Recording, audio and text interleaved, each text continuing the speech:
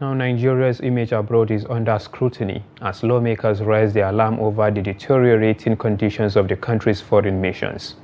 At Wednesday's plenary, Minority Leader Kingsley Chimda moved a motion of urgent public importance following findings from the Nigeria-US Parliamentary Friendship Group. The report. Once symbols of diplomacy and national pride, many of Nigeria's foreign missions are now in a state of disrepair, riddled with death, unpaid staff and deteriorating facilities. The minority leader said the Nigerian mission in New York owes rent and has left over 30 staff members without pay for more than 12 months, a situation he says does not reflect Nigeria's global standing. The House is perturbed that Nigeria's international image is severely undermined by such appalling neglect, mismanagement and administrative decay in key diplomatic outposts, especially in the United States, where Nigeria maintains strategic interests and aspirations, including her long-standing quest for a permanent seat in the United Nations Security Council. In a separate motion, Representative Aliyu Abdullahi from Kaduna State called for a probe into the alleged diversion and mismanagement of Nigeria's recently launched student loan scheme. Violations of net fund guidelines by some institutions may have denied thousands of students their rightful access to loans and undermined the credibility of the loan scheme. The House has mandated relevant committees to conduct a full investigation into the loan program.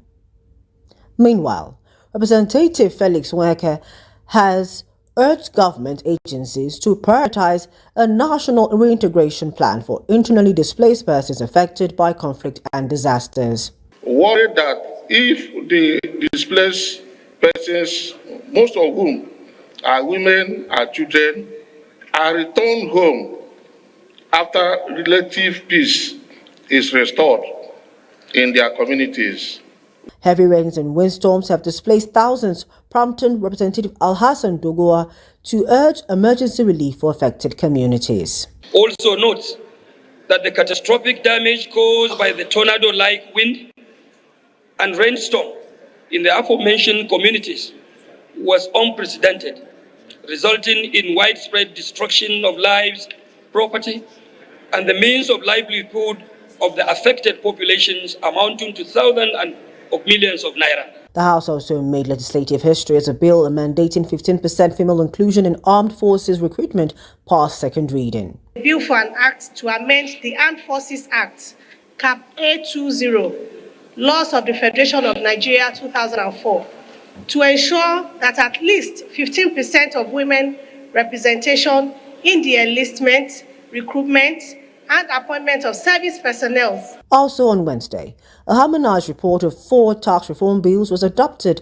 following a joint review with the Senate. The bills now await President Bola Tinubu's assent. I rise to move that the House will receive the report of the Conference Committee on a bill for an act to repeal the Federal Inland Revenue Service Establishment Act number 13, 2007 and enact the Nigerian Revenue Service Establishment Bill to establish Nigerian Revenue Service, charged with the powers of assessment, collection of, and accounting for revenue accruable.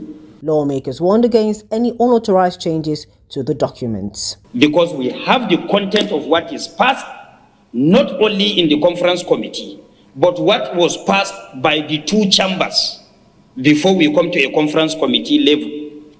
Please and please, we beg you, you do the needful by transparent exactly what was passed to the principal officers for onward transmission to the executive for assent. This bill, that copy presented here by the chairman, is a copy the presiding officers would like to see as it progresses to Mr. President. Nothing should be added to it. Nothing should be removed. We are happy with what we have adopted. The House also passed the 1.48 trillion naira 2025 appropriation bill for Rivers State through second reading. I rise to move that the bill for an act to authorize the issue from the Rivers State Government Statutory Revenue Fund of the Rivers State account the total sum of 1,481 billion naira, while the sum of 324 billion naira only is for infrastructure. With major business concluded, the House has adjourned plenary to June 17, 2025 to allow members observe the Hajj pilgrimage, Eid al-Kabir celebrations and the June 12 public holiday. Meanwhile, the lawmaker representing Idanre, Federal Constituency, Ondo State, Olariwaju Akimbaso, has defected from the People's Democratic Party (PDP) to the ruling All Progressives Congress (APC). His defection letter was read on the floor of the House on Wednesday by Speaker Abbas Tajuddin. The lawmaker cited internal conflicts within the PDP and their desire to align with President Bola Tinubu's development agenda as reasons for his defection. However, House Minority Leader Kingsley Chinda objected, arguing the defection was a personal decision, not one backed by Akimbaso's constituents. He urged the House to enforce Section 68, subsection 1G of the Constitution, which the Speaker sustained.